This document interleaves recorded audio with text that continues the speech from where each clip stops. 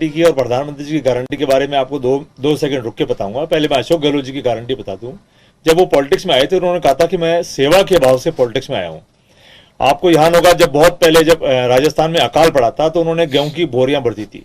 तो उस वक्त से राजस्थान की जनता अशोक गहलोत जी के नेचर को जानती है, अशोक गहलोत जी को जानती है, अशोक गहलोत जी की कार्यशैली को जानती है। कोरोना जब राजस्थान में आया, कोरोना ऐसी बीमारी आई थी जहां हिंदुस्तान में दुनिया में उसका मुकाबला कोई नहीं कर पा रहा था। अशोक गहलोत जी ने केंद्र सरकार की सहयोग के बिना भी उस शानदार प्रबंधन किया। पूरी दुनिया ने उसकी तारीफ की। भारत के प्रधानमंत्री नरेंद्र मोदी जी ने भी कोरोना की तारीफ की।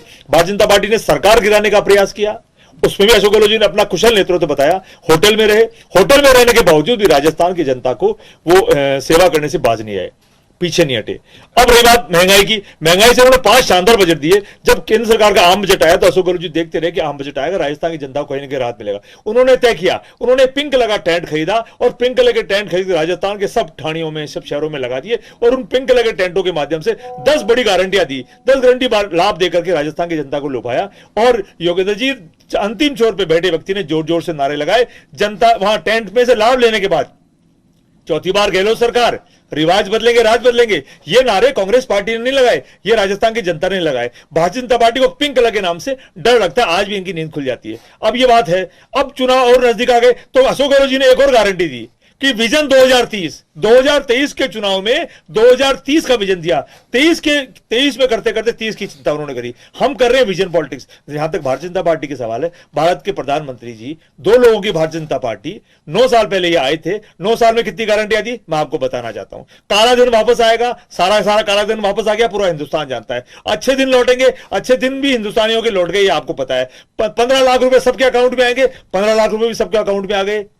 ये जो विदेश में जितने भी लोगों के धन छुपे हुए हैं उनकी इस लिस्ट में सार्वजनिक करूंगा, वो लिस्ट भी सार्वजनिक हो गई। और राजस्थान में पिछले 1-1.25 साल 1.5 साल पहले आए थे, अजमेर के अंदर कह के गए थे एआरसीपी का पानी ला कर दूंगा, वो एआरसीपी का पानी भी आ गया। और तमाम तरह की गारंटियां भारत के प्रधानमंत्री दे रहे हैं। सारी बातों को कहने की आवश्यकता नहीं है। 2 करोड़ लोगों को रोजगार दूंगा, वो भी मिल गया। किसानों की आमदनी दुगनी करूंगा, वो भी हो गया। लेकिन मैं एक बात जानना चाहूंगा राजकुमार जी, आप अपनी गारंटी की बात करेंगे कि सामने वाले की गारंटी की बात करेंगे? देखिए, मैं क्योंकि इस आप लोगों की गारंटी को प्रोडक्ट से जोड़ रहा हूं। कोई भी मार्केट में आता है कि अमुक पंखा ले लीजिए या मिक्सी ले लीजिए या आप फ्रिज ले लीजिए, वो अपनी गारंटी की बात करता है, अपने प्रोडक्ट की बात करता है। लेकिन आप अपनी गारंटी से ज्यादा सामने वाले प्रोडक्ट की चर्चा कर रहे हैं।